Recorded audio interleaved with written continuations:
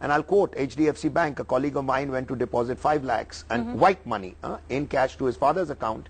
And that bank manager, which is in Delhi, somewhere in, I think, New Friends Colony or something, said, no, please call your father, because unless he's present, I will not even put it into his account. So you have enough managers who are following the rules, and you've got some who are not. And I think the point that was raised by my colleague here, who said that, look, if you give them targets, how many new banks accounts have you opened, your bonus depends on this. And I think what is coming through in all of this is they are talking about people who got small amounts of money. Generally speaking, they've talked about people below 10 lakhs, below 7 lakhs, what to do and how to deal with it. And then they've gone on to say, okay, if you've got 50 lakhs, then you'll have to open 7 accounts. And therefore each account has to be different. Now this is the mind of the manager which is working, which is really violating, and we in India know how to violate all rules, and therefore to say that that is the banking system which is at fault, I would completely disagree. And I'd also like to ask that if somebody had walked in and said, I'm a shopkeeper and I've got this kind of money, instead of saying I'm representing a politician, I don't know what kind of an answer the bank manager may have. I don't know. I'm just trying to say, because you see the attitude of the people when I go out, and I'm not representing FICCI here today, so I want to clarify it's my views. Okay. You go out and you ask people, and why aren't people paying taxes? Why are there only 40,000 people who pay over 1 crore, which Chidambaram came up with? Because everyone says, you know, after that, if everyone is making money in the political system, why should I pay taxes? That's where you get the black money in, really. So you've got to really look at the systemic faults. And in fact, Mr. Singh, just about the systemic faults, we've got people writing in, S. Tyagarajan asking, was RBI remiss in its oversight of banks? Others asking, should the head of these banks that help in black money stashing be actually probed? Where does accountability actually stop? Another person asks, aren't the small fishes stung while the big fishes are safe? And if the government is not passing a law to expose Swiss account holders, how do we expect to clean up our system? Many questions, but I think the larger point being made that in a sense, if our authorities, our regulatory system is not functioning, where do we talk about surcharge and getting the money to bridge the fiscal deficit? Where is this revenue meant to come from? It's the salaried class who would say that we always get stuck, and here a so-called politician, it may have been a small businessman, are the ones who get away.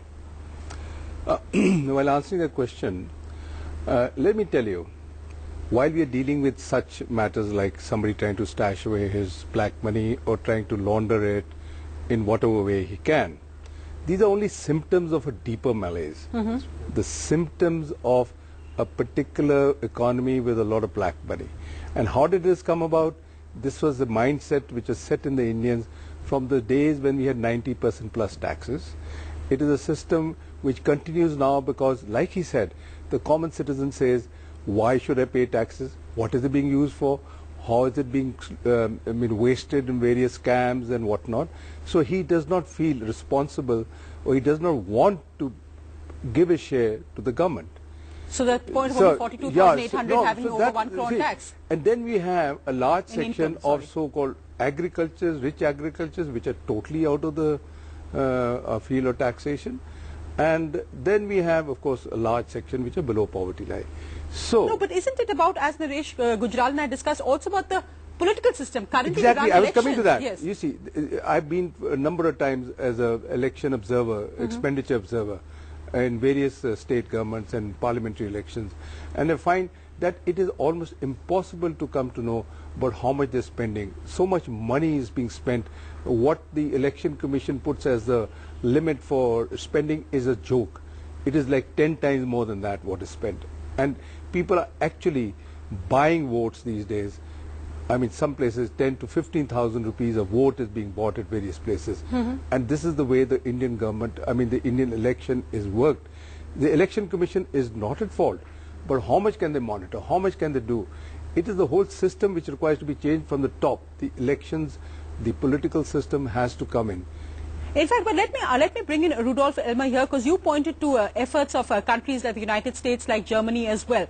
But many would say that the reason why there hasn't been political outrage here beyond debates in Parliament has been because this hasn't struck a chord with the Indian voter. At the point Mr. B.M. Singh made, there's so much tax evasion because they don't feel a responsibility to being part of, say, nation building. There's a sense of cynicism about it. What do you think is at the root of the problem here? You see open flouting of rules, whether it's in Swiss banks abroad, how Indian investors are allowed in a sense to stash away their money. What do you think is the cause of this? Yeah, I believe the cause of it is just cheating society, actually. They are just trying to make as much money as possible, and the reason why that's possible is because the government actually doesn't enforce the law. That's one of the key issues. If government would enforce the law, then, for instance, that these criminals would have to go to prison, or, as I said, as it's happening now in Germany, that huge house searches are performed by investigators with, let's say, 500 investigators running into the German bank, Deutsche Bank. I mean, this is a key bank in Germany, and the government actually enforces exactly. So that's now the law, and that makes the difference. One of the biggest banks with the reputation, Deutsche Bank, was also raided in that sense. But Rudolf Elmer, you had said last year that you knew names of film actors, businessmen, other prominent people, I think including politicians, Indians who had got money illegally stashed in Swiss banks. But you said you didn't want to name them. It was the job of the government. The government hasn't even named the 700 account holders, the list which they got. Do you think the Indian government is serious in that sense about tracking down these names? Are they easily available? They've said that this is because they're bound by a bilateral treaty. Would you believe that, or do you think that they could actually get those names if they really wanted, because they're more than 700?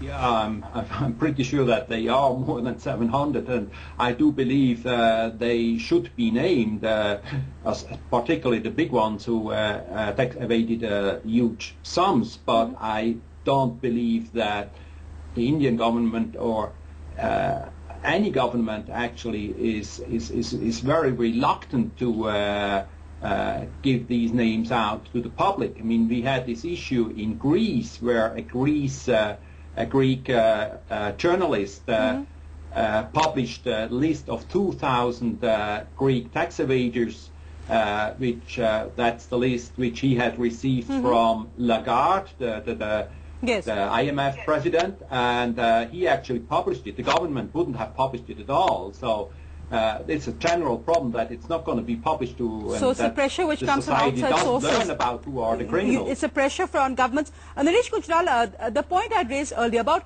almost a political conspiracy of silence, because I remember when at that time Mr. Advani had asked all NDA MPs or BJP MPs to sign declarations that they had no accounts abroad. Others said, will they sign the form saying that they have no black money in India? That it's almost a political conspiracy of silence, whichever government is in power. But in any case, that is hypocrisy. We all give an affidavit after fighting an election that we've spent within the norms set by the Election Commission. Do you think those are correct affidavits? So if an MP gives another affidavit that he has no money abroad, it is meaningless. This is only a political charade. So the main thing is, are we serious about curbing black money through politics? And I think the onus there lies on the government. If the government of the day is so corrupt, as we all believe it is, then why blame the opposition? Well, Mr. Chandrasekhar, come in there. As I said, no representative of the government to combat that allegation. But come in here another point. Many have also pointed to businessmen and saying, why do so many businessmen gravitate to Rajya Sabha seats, gravitate to politics now? Also because it's seen that politics is now a place where you can safeguard. You can get clout and safeguard money. What would you say to that? Because this is a question asked of businessmen in politics many times. Yeah, and you know, I think it may be true and it may not be true. I don't think the businessmen are the only one in Parliament who are safeguarding their wealth or their assets. But you know, I just want to go back to the point. I think we are making this conversation too much about social transformation and people's habits and tax evasion and all that, because I think that at the core of this is the enforcement of law. If you look at what happened in the US, and look, money laundering is one of the biggest menaces that the global fight against terrorism has seen that it must handle. And if you look at the US,